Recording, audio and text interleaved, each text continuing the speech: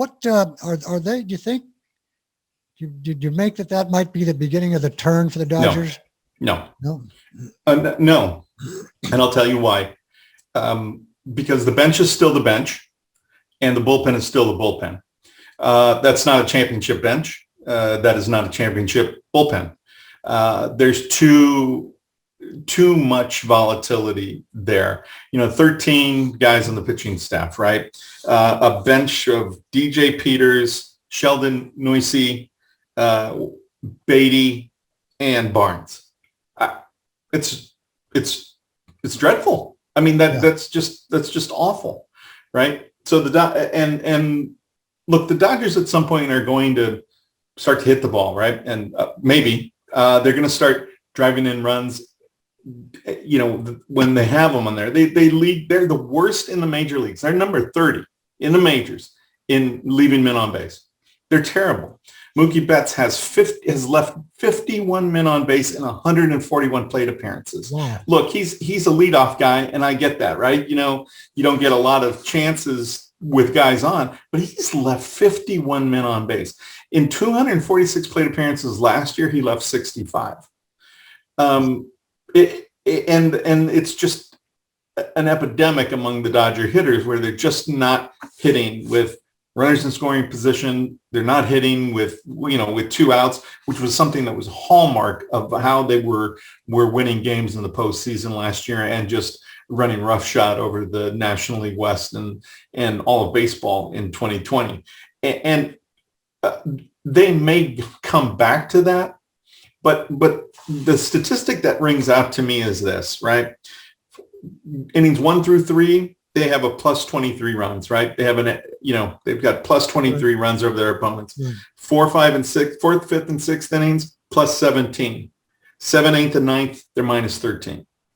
Ooh. The bullpen is terrible, and they're not hitting in the clutch in those innings. It's bad.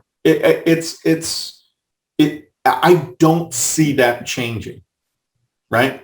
That is something that is systemic now. And I was talking with a buddy, and it's like, somebody has to pay the price for this, right? It's not going to be Roberts. They're going to, they're not going to go out and trade, make a big trade. They're not going to, the fact that they haven't brought up Keibert Ruiz is just, other than just for a game or two, just drives me crazy. But the bullpen is dreadful.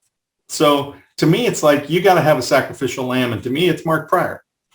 The pitching coach, you got to put his head on a pike and say, okay, this was the reason we sucked so bad. And, we're going to get healthy. We're going to get a new pitching coach in and move it forward. It's been bad. It's been really bad. So I don't see a game being a turning point, right? Because even in that game, the 14-11 game, that was a horrific. It points out to what is wrong with the Dodgers. They've got Austin Barnes at second base, making an error and then they give up. And then Mitch White, who's a young, guy, who's going to be a good pitcher one day, but 25 years old. But let's face it, he's a minor leaguer, right? And then he gives up 6 unearned, right? And then they're right back in the game. Sure, they slammed the door after that, but that's as ugly a win. And to me, that does not change the culture. That does not change the chemistry. That doesn't change anything.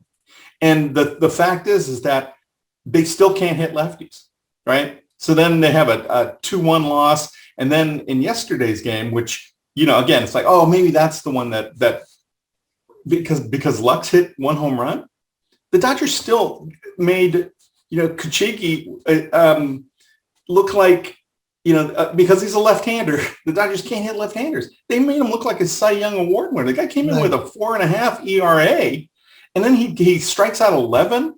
And I mean, so there are still things that are systemically wrong with the Dodgers, right? The inability to hit left-handers, having a terrible bench, and having an awful bullpen. Those things right now are killing them. And I think they're lucky to be a third place team. 6-15 in their last 21. They're lucky to be in in third place. Now, what was happening before all this, right? In those games before, is some indication of where this team might end up. But I think it's more of a blend. I think they were sort of overachieving in the first, 15 games. 13 and 2.